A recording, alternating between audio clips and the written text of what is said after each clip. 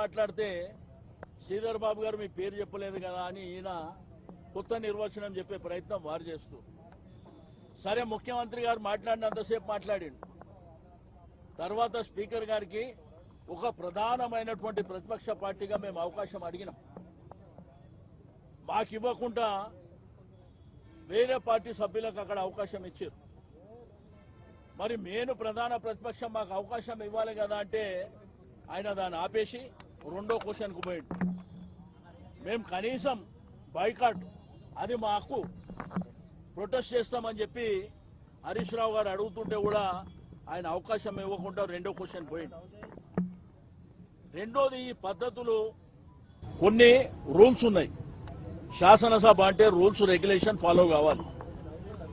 ఏ సభ్యునికైనా కానీ same time speaker కు కూడా కొన్ని పరిధులు ఉంటాయి.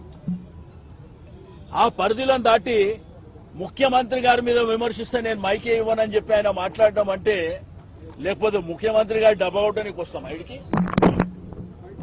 2 సంవత్సరాల కాలంలో మీరు ఒక్క ప్రాజెక్టు కూడా మీరు టేకప్ చేయకుండా ఈడ వచ్చి ఇష్టం ఉన్నట్టు మాట్లాడితే మాకు కూడా మాట్లాడేటువంటి అవకాశం కావాలని మేము అడుగుతుంటే, మరి మాకు అవకాశం ఇవ్వకుండా స్పీకర్ గారైతే ఆ తల కూడా మా సైడు అంటే లెఫ్ట్ సైడ్ చూసే ప్రయత్నమే చేయరు.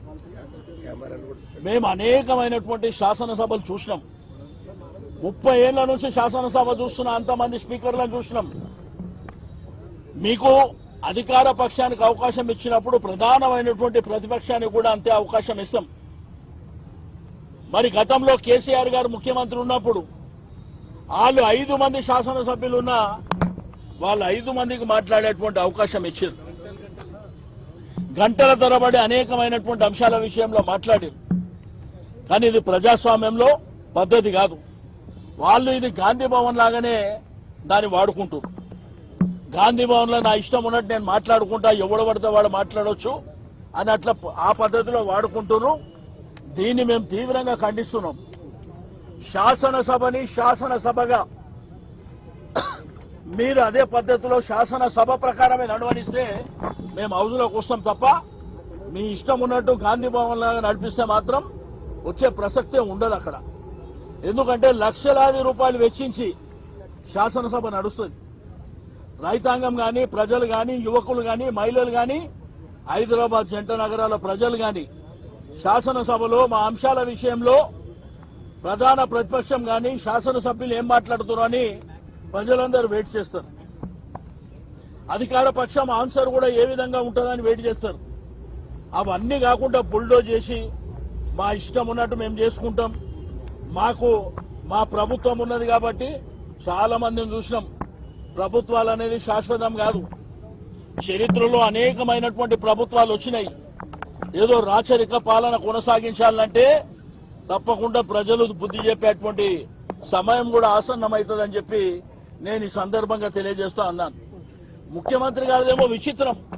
ఒకవైపున సూచనలు ఇవ్వమంటాడు, సలహాలు ఇవ్వమంటాడు, మీ అభిప్రాయాలను గౌరవిస్తా అంటాడు, మళ్ళా వెంటనే తిట్టేటువంటి బూతు మాటలు ప్రయోగించే ప్రయత్నం చేస్తాడు.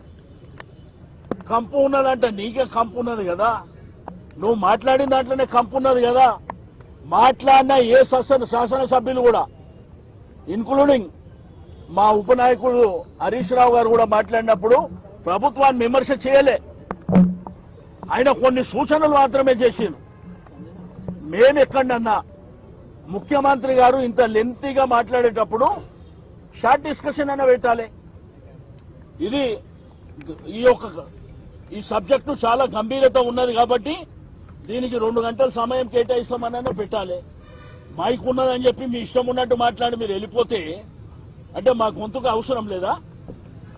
కాబట్టి మేము మరి ఇక్కడికి వచ్చి అమరవీరుల స్థూపం దగ్గర మా నిరసన తెలియజేయడానికి ఇక్కడికి రావడం జరిగింది. మూసీ మీద ఆలోచన అసలు మూసీ మీద ఆలోచన వినడానికి ముఖ్యమంత్రి సిద్ధం లేడు.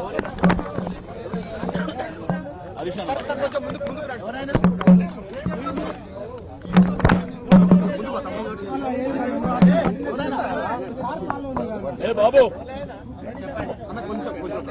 ఈరోజు శాసనసభ నడిపినటువంటి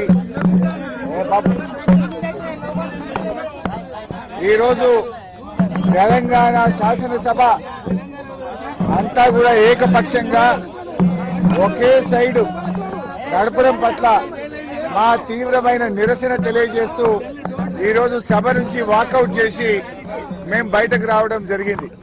ముఖ్యంగా ఈ శాసనసభ నడుస్తున్న తీరు పూర్తిగా ప్రజాస్వామ్య విలువలకు తిలోదకమిస్తూ శాసనసభ నియమ నిబంధనలను ఉల్లంఘిస్తూ ఈ సభ నడుపుతా ఉన్నారు.